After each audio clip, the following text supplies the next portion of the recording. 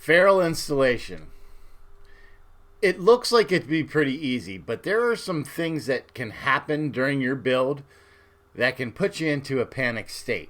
So we're going to go over all of those things, how to fix them, and more importantly, how to make sure they don't happen. Be the right club today. Yes! What's going on, guys? G2 here with 3-Putt Bogey. If you are new to the channel, welcome. If you're a returning subscriber, welcome back.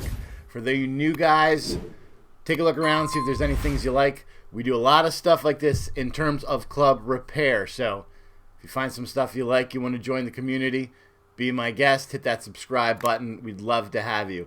Questions are always welcomed. More times than not, and this video is a perfect example of that, where a question sparks a video. So we just put out a video, I'll link it up here, where we did some Maltby wedges. We changed the heads out for the new season. And in that video, we installed new ferrules. And this question came up from one of our viewers. You know, this happened to me. I installed the ferrule. It was way too tight. I got it to the point where I couldn't push it down and get it tight to the club head. Here we go. This is some of the things that are going to hang you up, especially if you're just new and getting into this. And that's okay, because anyone who's experienced in club repair started out not knowing what they're doing. Just like in golf, which is why you need to be patient with the newbies, because no one ever came out of their mother's womb being able to break 80. So, except maybe Tiger. That's probably the only exception. But we're not holding ourselves to that standard. So always be patient with the new guys. They're learning. Everyone is learning.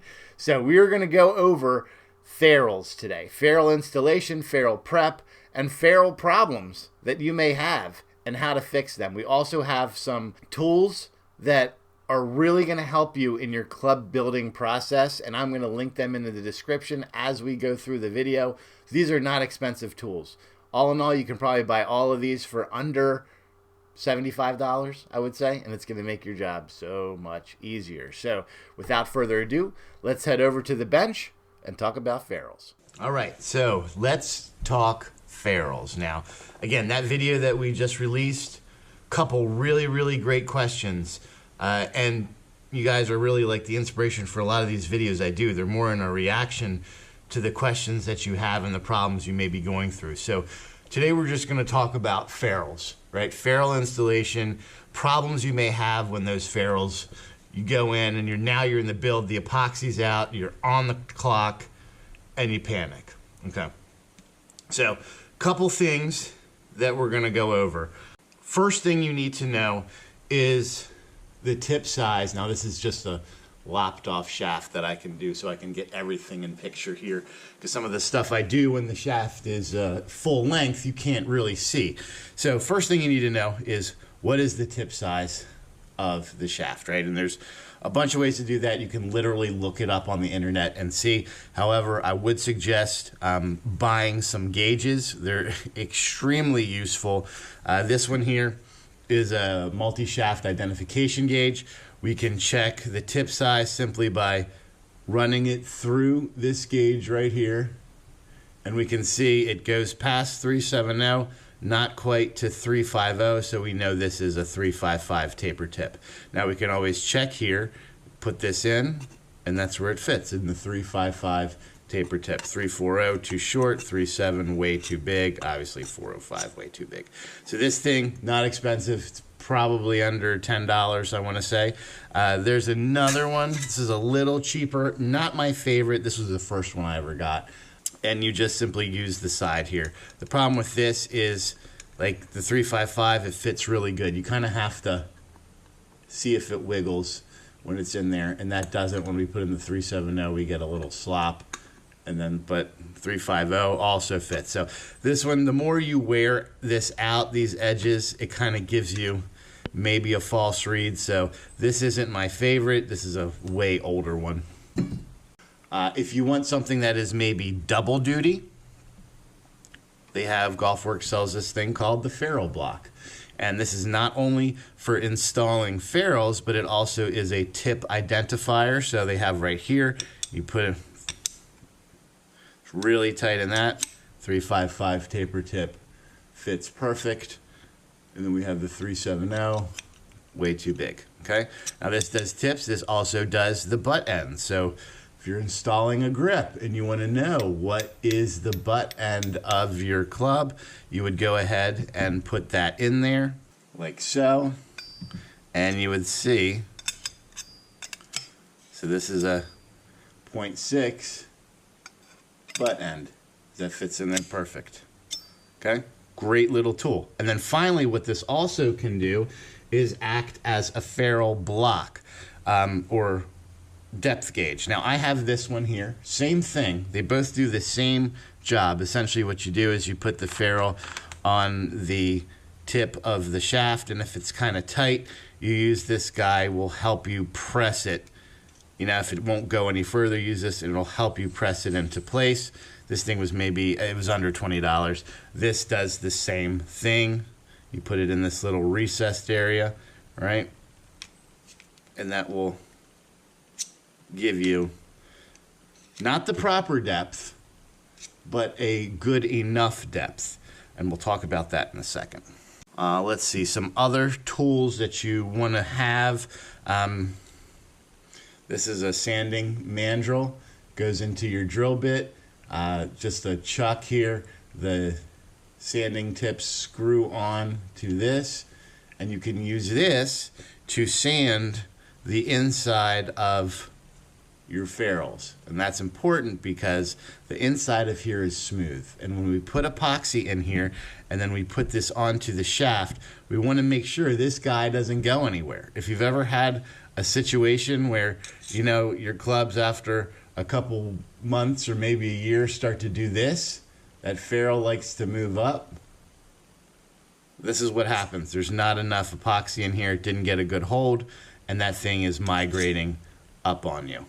So by scuffing or abrading, that is the technical term we use, the inside of the ferrule, we're creating a surface that the epoxy can stick to. It's like why you prime your walls before you paint on bare drywall, right? The primer acts as a surface that the paint can adhere to.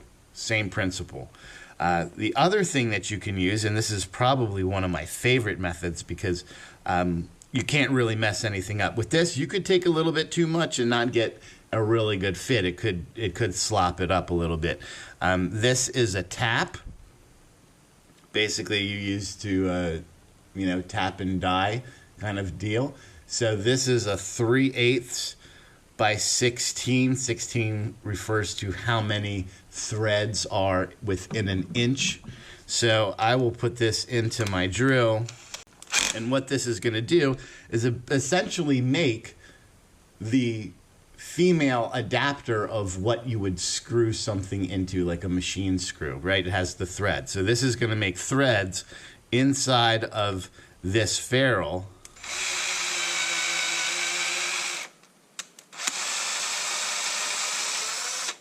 Okay, you can see the stuff coming out, and I'm going to try to get a picture of this.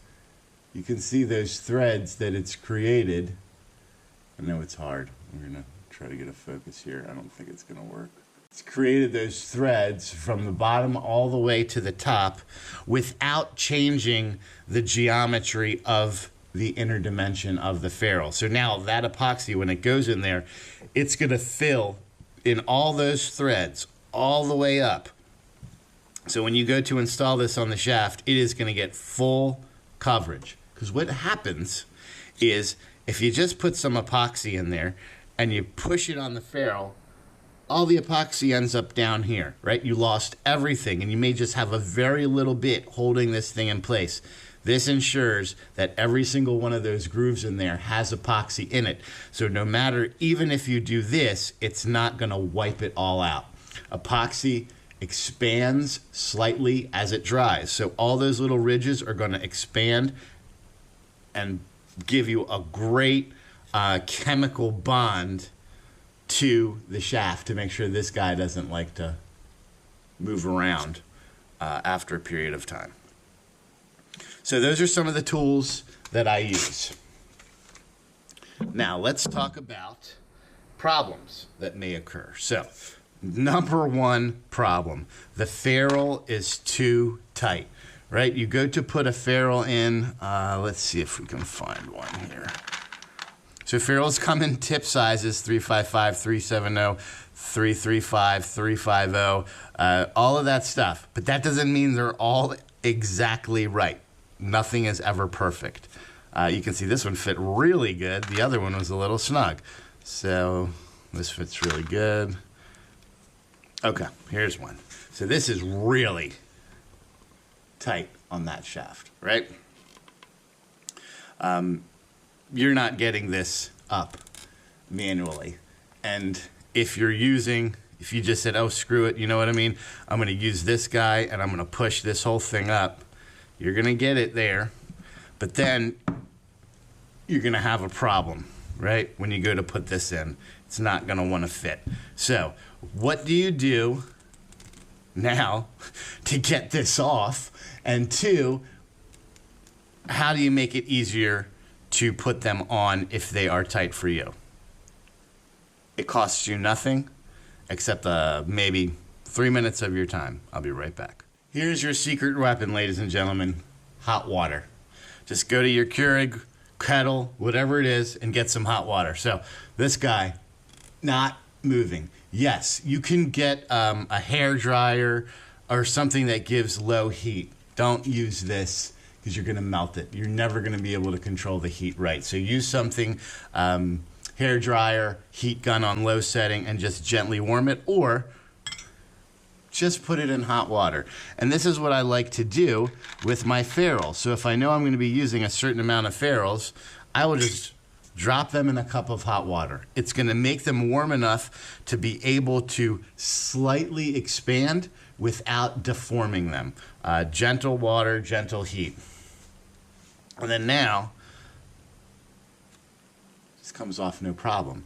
Now let's say we wanted to really push this on. Now this is a 350 ferrule going on a 355 shaft. This is not something we would typically want to do, but I want to show you how effective this is in making some of these tighter ferrules work. So we're just gonna let it sit in there for maybe about 30 seconds.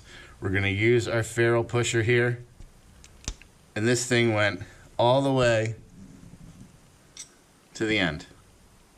Okay, that's the ferrule depth that this ferrule pusher will set. When you go ahead and you want to do your final installation, right, you've got a tight ferrule like this, put all your stuff on. Make sure if you're using a shim or a weight, all that is on there as well. And then you use the club to push the ferrule into place. Now this has a collar. This is not designed for a collar, so we're gonna be a little bit of a gap, but you tamp it on the ground. Okay, so we have our club here, and we're gonna tamp this.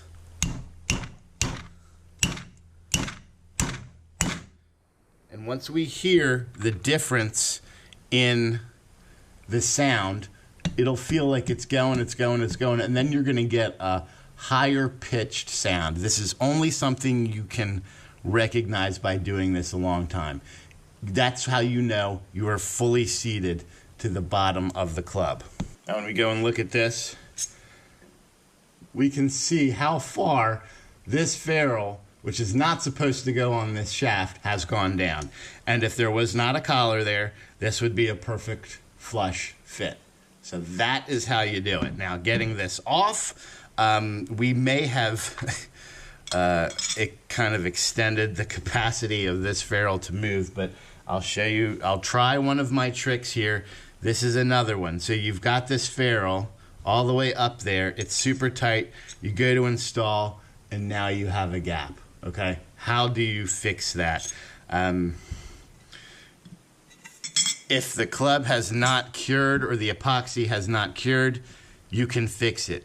If it has cured, there's a possibility you might not be able to, but this process also might work depending on if there's any epoxy left in that cavity, that space.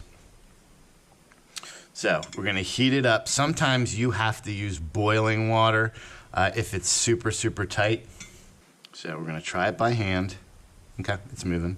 So just to show you, let's say we wanted to fill that gap up. Remember, there's a collar on this. We can move this ferrule down, right, to fit. So that's all it took, just hot water. Super easy, totally safe. You're never gonna mess anything up with hot water. It's never gonna get to the point where you are gonna blow it up. So another thing that you can do if your ferrule is too tight is you have to make sure that you're using the right ferrule for the job. So again, 355 tip, 355 ferrule. Now what if it's too big, right? Let's say you have a 355 tip and you have a 370 ferrule. What do we do here? Because this is way too big. This thing is gonna 100% break loose at some point and work its way up the shaft away from the hosel. Guarantee. So my opinion would be to just get the right ferrule. If you're in a pinch, you're gonna have a problem. It's not gonna work. The epoxy is gonna seep out. You're gonna have gaps here. So really the solution to this is to just get the right ferrule to begin with. I know there's no good solution. There's a quick fix that you can use, but at the end of the day, you're gonna have to take everything apart and fix it anyway. And that quick fix just requires you to use epoxy and shafting beads. Shafting beads inside of this will help you kind of bridge that gap. But again, this is not gonna hold. It's not gonna work over the long period of time. So just use the right size ferrule for the shaft. Ferrules come in a bunch of different tip diameters and lengths. So for an example, here is 355s, 21 millimeter and 15 millimeter. They both fit this shaft. The only thing that's different about them is how long they are, depending on what you want the look to look like on the club, or maybe what club you're using. Some people like tall ferrules on wedges, some people like short ferrules on irons. It's personal preference, but they all come in different lengths as well. So make sure if you're doing work for someone, when you're taking that club apart, try to, once the head comes off, and you're able to do the ferrule, and maybe you do this beforehand, is just go ahead and measure the length of that ferrule. So you can see here, this is a 21. Especially if you're just fixing one club in a set, it would look pretty stupid if all the clubs in the set have a 21 millimeter ferrule, and then you go ahead and you do your work and you put in a 15. It's gonna look horrible. So pay attention to that as well. Okay, so we've gone over what to do when the ferrule is too tight, how to prep it, either with reaming or sanding to abrade the inside of the ferrule, which will ensure that it stays in place. We've talked about how to install them, so using a ferrule setter, right?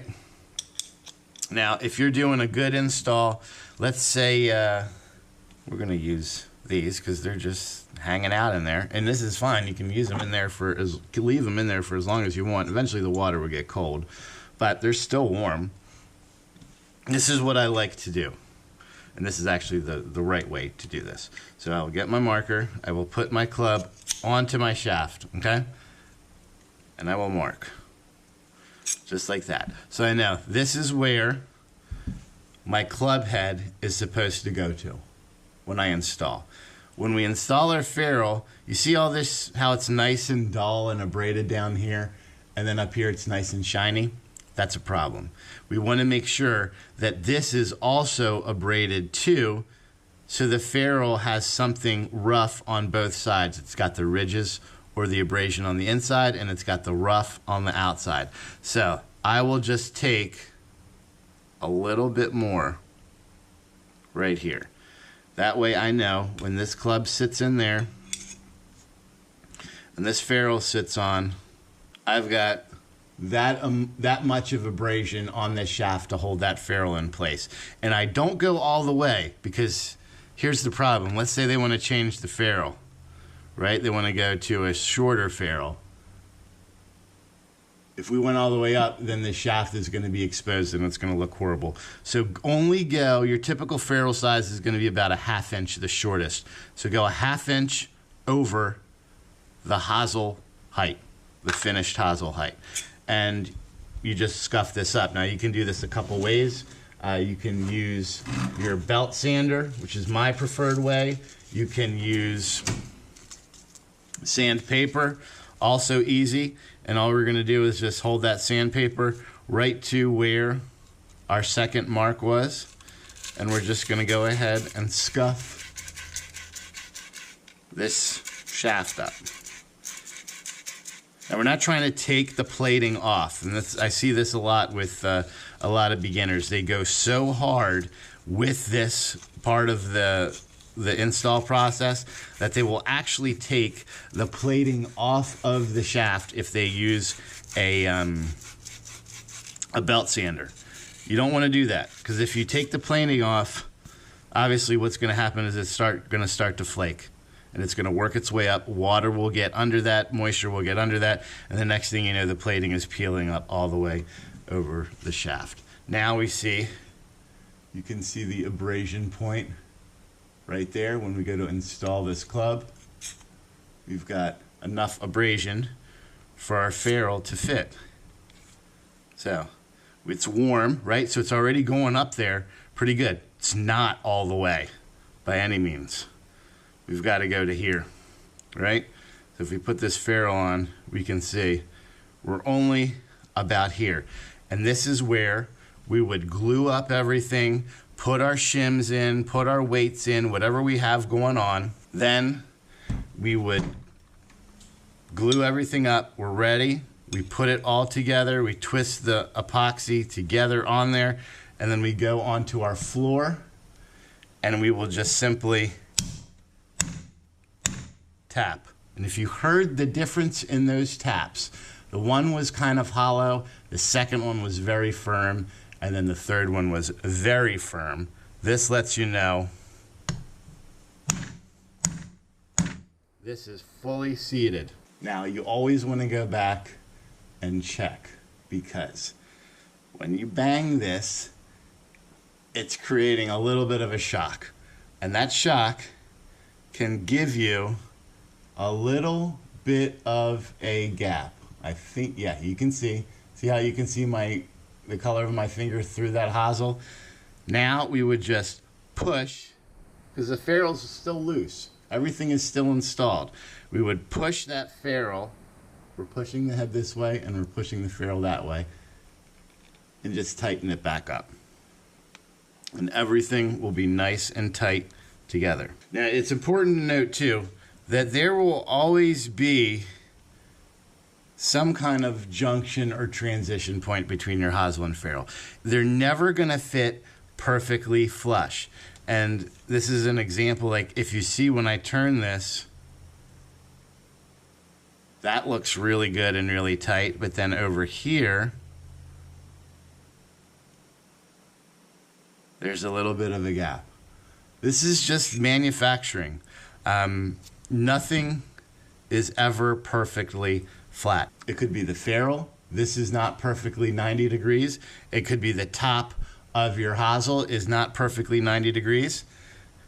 Here's another tip that you can do. And I can actually see that this ferrule is slightly warped. So when we go to install our ferrules, right, the epoxy is going to seep out from here. It always does. It's going to seep out right here, and you're going to get big globs of epoxy. Once we clean it up, it'll look pretty good. But there, like if you use a clear epoxy, there will be obviously a clear line, right, between the hosel and the ferrule. If you use black epoxy, we will have a black line between the hosel and the ferrule. This is just part of club making. It's almost impossible to get it perfect. Again, because these aren't always 100% square, and these aren't always 100% square. But what you can do to kind of camouflage is tint your epoxy. So if we're using ferrules like this, what do they all have in common? The bottom edge that will interact with the hosel is black. So use your black epoxy. If we get something like this, makes it a little bit more challenging and interesting, where your junction point is colored. We got a blue here, we got a light blue, we got a purple. This is where it gets a little fun. Use your clear epoxy, but tint it with some food coloring. So if I'm gonna have a blue, it's not about making them perfect. I'm gonna tint it with a couple drops of blue food coloring so that that epoxy will be somewhat blue. If it's red, I'm using the red. If it's brown, I'm using the yellow. I'm trying to get the color not perfect. We're not like matching paint here, but we're just trying to get it in the general color area. And that tint will help camouflage any gaps that you may have in your hosel to ferrule junction point. And it's just gel food coloring. So you've got extra. Easter's just passed. I guarantee you when you're doing your eggs, you got a ton of this left over. Just grab it and use it if you're gonna be putting in colored ferrules. Always good to have a black set of epoxy, black colored epoxy, and clear colored epoxy. That way you can cover any potential situation that may come up for you. But at the end of the day, this is my best tip that I can give you. It just comes down to practice. Like everything else, the more you do this, the better you will get. The more you do this, the more problems you will run into and be able to figure out. So after a couple times, you've probably hit every snag that you could possibly get, and now you're experienced, and now you know how to work through it when the epoxy is on. Because that's when people start to freak out and make mistakes, because they think they're on a time crunch. The epoxy is setting, I'm losing time, I forgot to do X. Put a weight in, put a shim in. Give yourself a long cure epoxy when you're starting out. Just in case. I mean, I still use long cure epoxy because I still make mistakes. I forget things. I forget to install a shim or a weight or whatever it is. Just give yourself that time to work, okay? But experience will outweigh any problem that you're gonna have or come across. And the only way to do that is just to keep doing it. Experience is king, so keep at it. And until next time, make sure that you swing as hard as you can, just in case you hit the ball. G2 out.